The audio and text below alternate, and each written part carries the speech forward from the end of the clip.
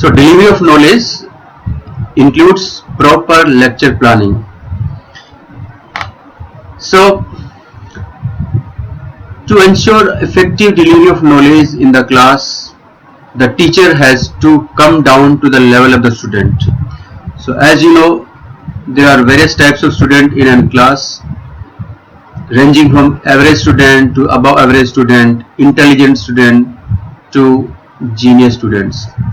So it's the responsibility of the teacher to satisfy each and every student in the class. So this is a challenging task for the teacher, and it is a tight rope walk for the teacher to keep all the students in the class happy. So because what happens if the teacher starts focusing more on the average student, let me tell you, most of the students in the class, 80%, almost 80%, 60 to 80% students in the class are average students. So if the teacher starts focusing only on average students, then the intelligent student and the genius, whose proportion is very less, so they start feeling bored in the class. And if the teacher starts satisfying and making happy the intelligent and genius students, then the average student will not understand, as well as above average student will also not understand what is being taught in the class. So it will create problem for the students as well as problem for the teacher. So it's always a challenge for the teacher to maintain a balance in such a way that all the students in the class are happy, they understand what is being taught in the class, and they comprehend, they're comfortable with the teaching. So that's an art that depends on the teacher, how he takes the class forward, so that every student is happy in the class. So to understand that, to keep the students happy, the teacher needs to interact with the students. So there must be a two-way interaction.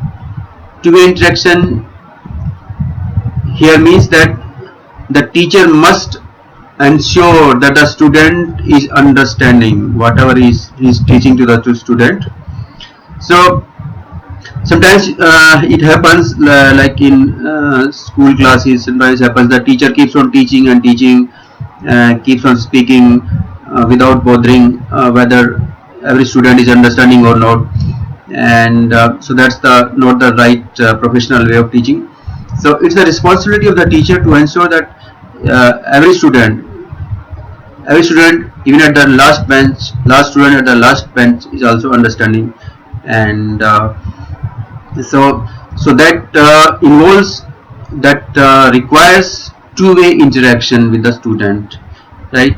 So the teacher must interact in such a way that the students ask doubts from the teacher understand that the students are understanding. So in that way it becomes an interactive process, and the teacher and the student both feel engaged with each other, and the class goes smoothly.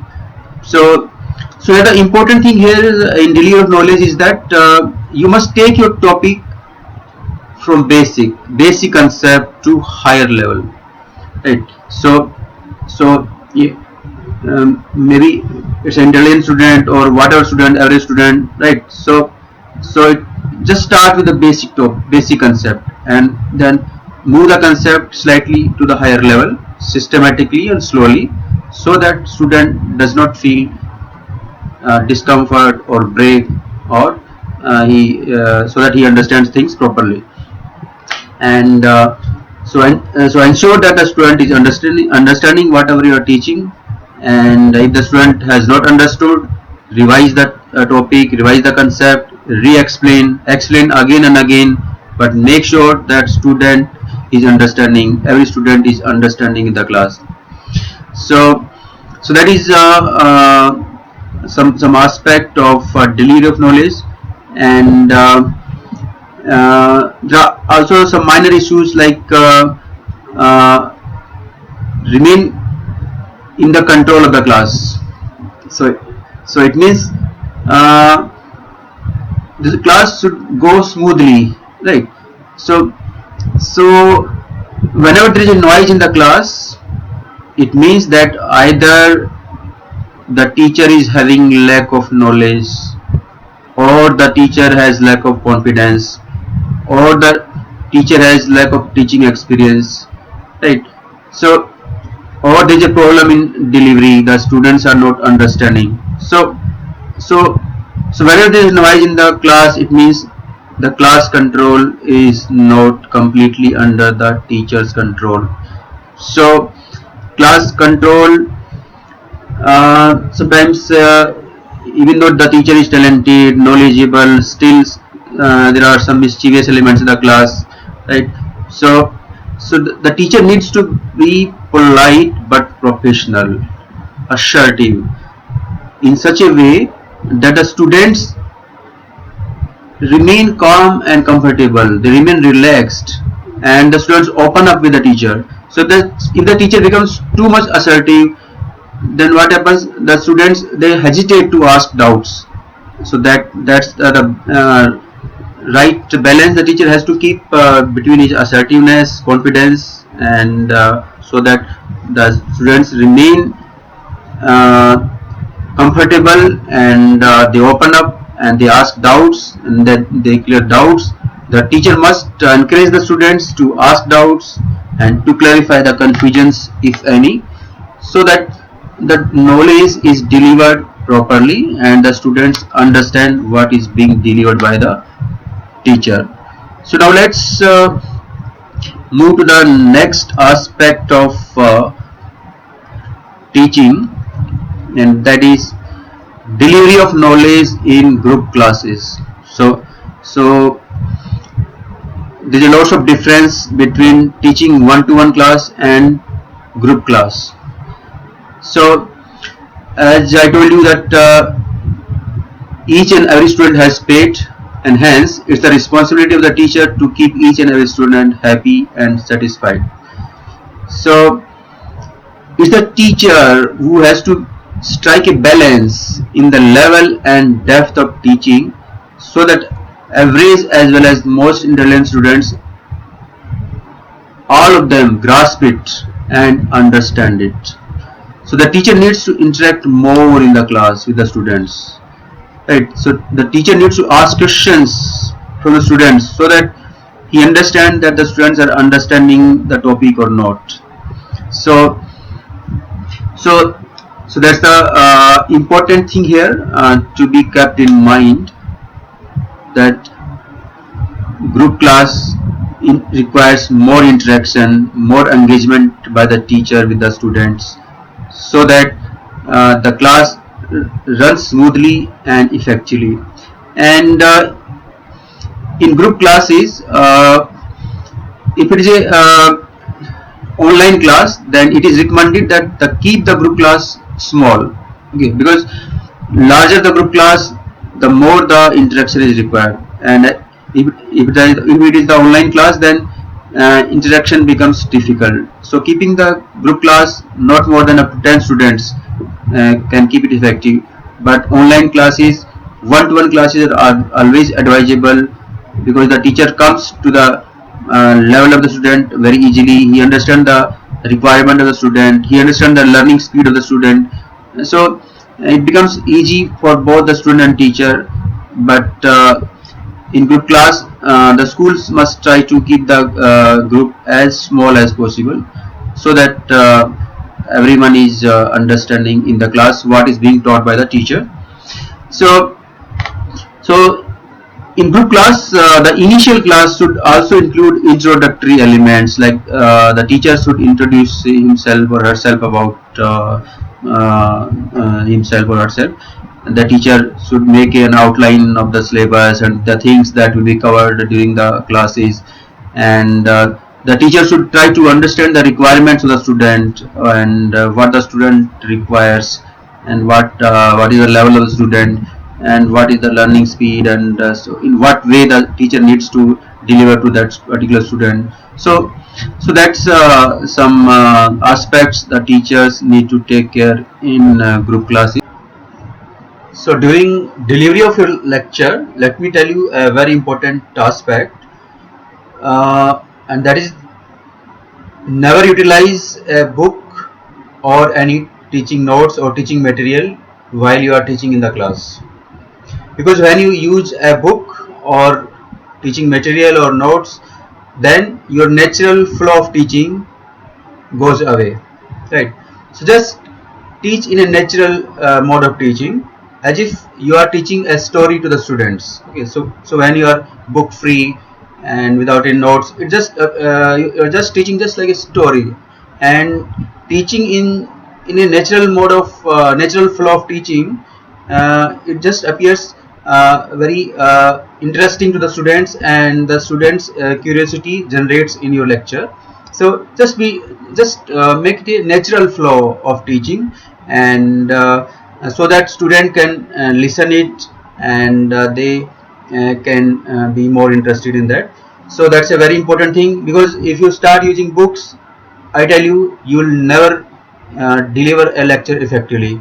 And you must have also experienced many times during the class this thing. So it should be as natural as possible.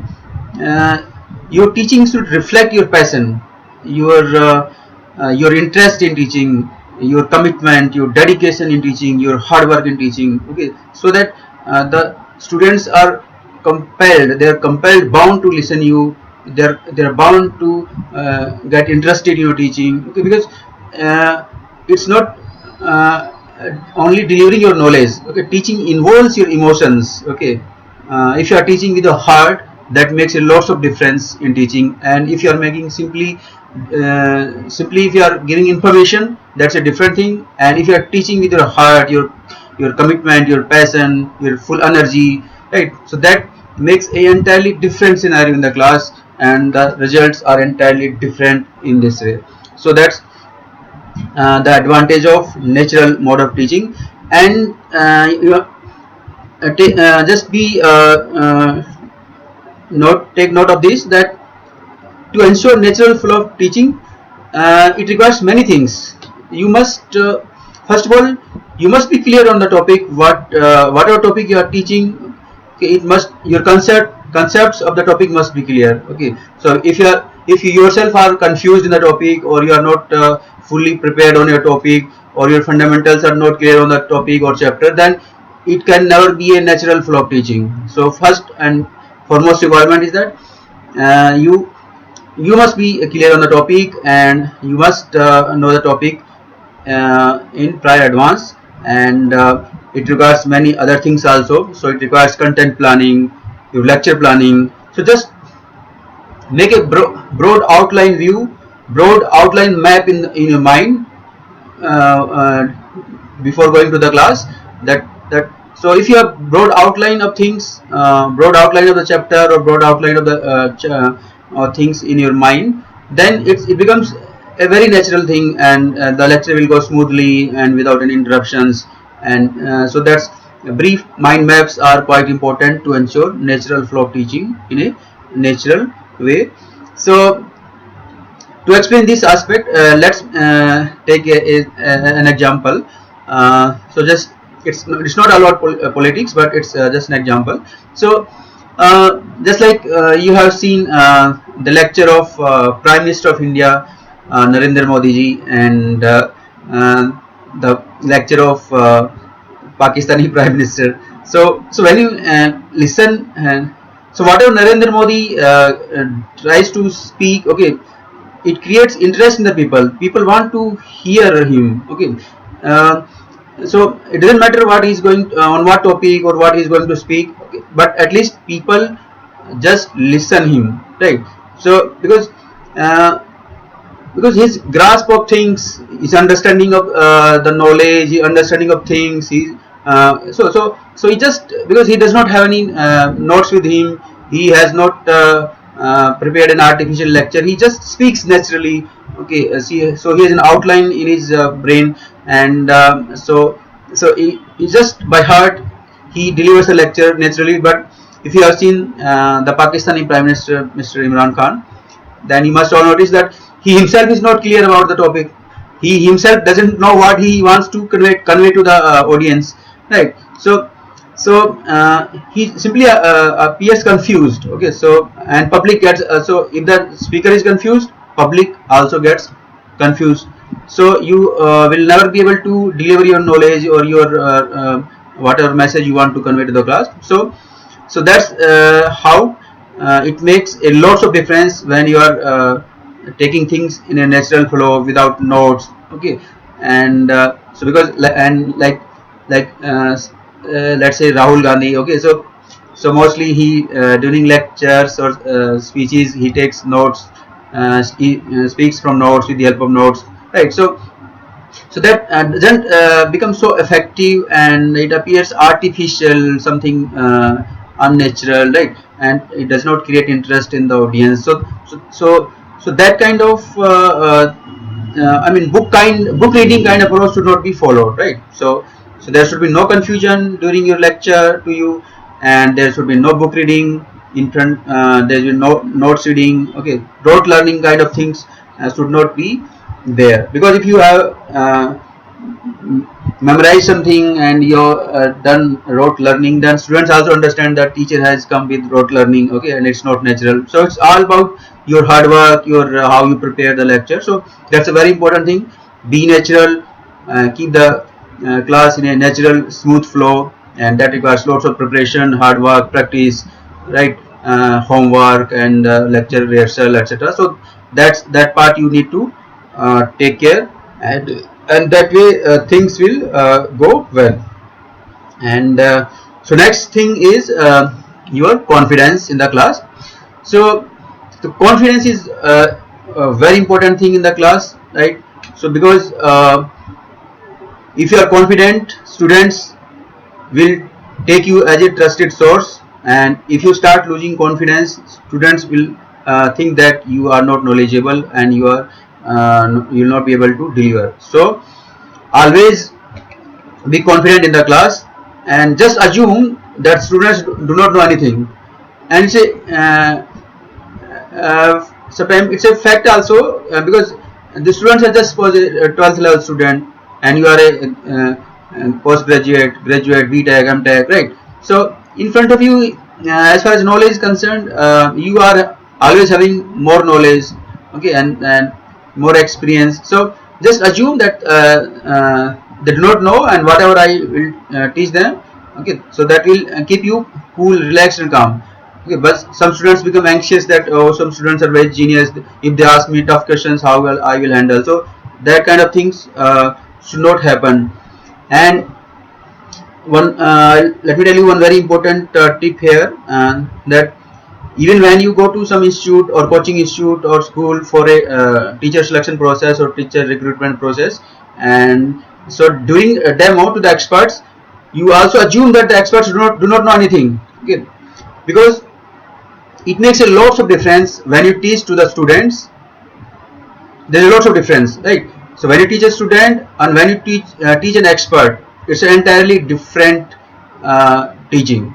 So because when you are teaching an expert, then you become conscious that he is an expert, he is more knowledgeable than me, and he will ask questions. So you will try to show your knowledge, you will try to satisfy the expert, right? So even during demo to the experts, just assume that the experts are simply students.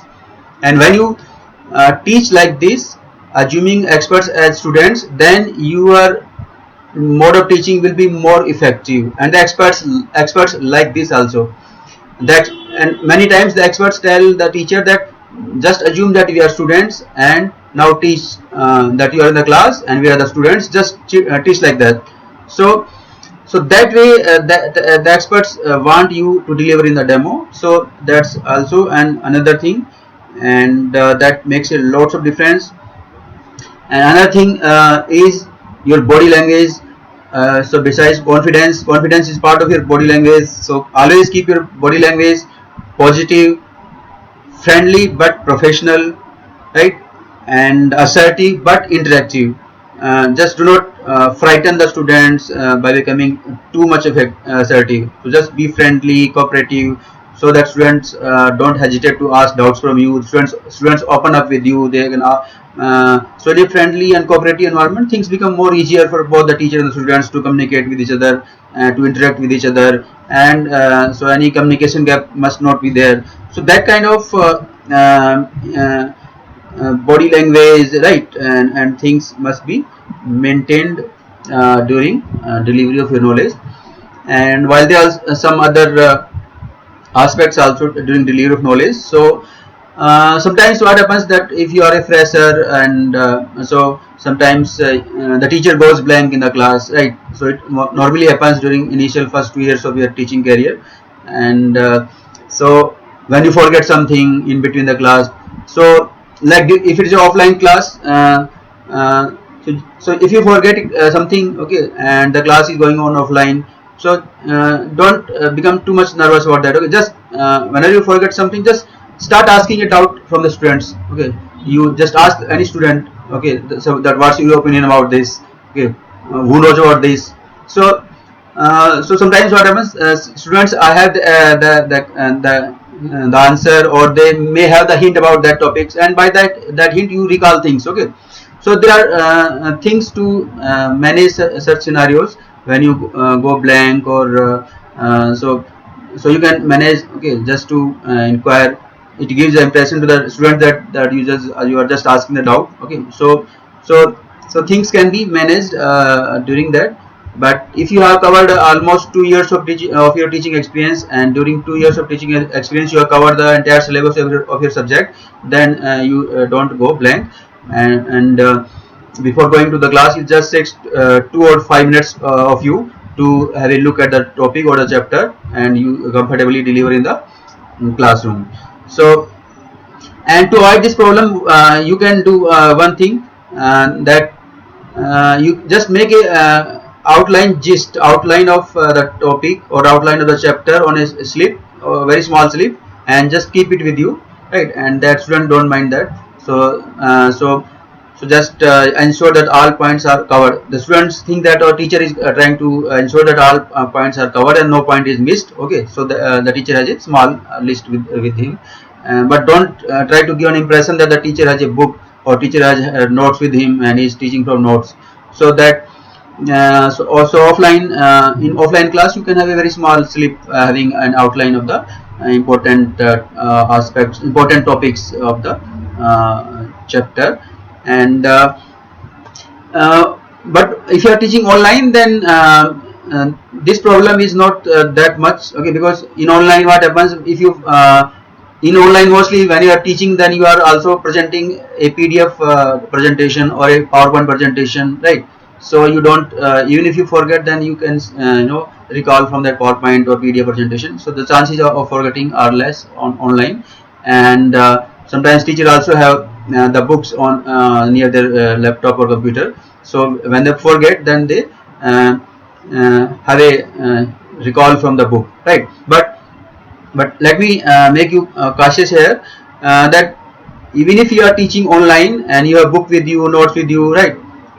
Don't look at the book and then teach, right? So because if you look at the book and then you are teach the student, then student will understand that you don't know, your knowledge is poor, and the student will take wrong impression. So never try to read from the book in front of the student, right? And even if your camera is off, do not read from the book. That will make the class entirely different. It will not be effective. So even if you are teaching online, you must be prepared. Your knowledge, your topic must be on your tips. You must be well prepared in advance, and don't depend too much on your PDF or PowerPoint also, right? So just try to become as normal as possible, as natural as possible, just as if you are teaching a story. If you are telling a story to the student and the student is listening a story, so just make things in that way. So that thing is very useful. And sometimes what happens, the teachers forget and they tell wrong thing. Okay, you see, forgetting, going blank, it's a natural thing, and it's not a crime. So sometimes it happens. Okay, everybody forgets. So don't take it negatively, or but but uh, but but do not tell wrong information. Wrong information is something very dangerous, okay, because if you tell wrong information today, then after going home or the next day, students they check their books, or they will find that teacher told me wrong. And nowadays Google is available. At a single click the students have everything in front of them, okay. So if you tell wrong information, it will create wrong impression in the students. And if you do this thing again and again, then definitely your feedback will become poor. So avoid these things, avoid so sometimes you can say, well, okay, that I'll tell you this in the next class. It's a sleep, okay. So it happens, but it's not happen again and again, okay. So that way you can handle these things. And other things we are already covered, that you start your delivery of knowledge and you just come to the students level, and you start with the basics, right, and then you slowly raise the level of your knowledge from basics to the advanced level of knowledge, right. And you just raise your level of knowledge from students point of view, systematically and slowly and stepwise, so that student keeps on understanding. So that's another thing. And so knowledge is okay. Knowledge, you have good knowledge, that's a very important, good required. But if you have varied knowledge, variety of knowledge, right, then it also helps a lot, right, because interlinking of things helps the students to understand things better. So just deliver your knowledge in such a way that you relate your knowledge with real life situations, real life things, okay. So when the students relate your knowledge, relate your lecture with real life examples, real life situations, then they understand it faster, and they retain it for longer. So that's how you link your knowledge to the real life situations, real life environment. And for example, if you are teaching ecology in biology, okay. So in ecology, if you have knowledge of geography, then it helps a lot. The students understand it very well, and you also deliver effectively.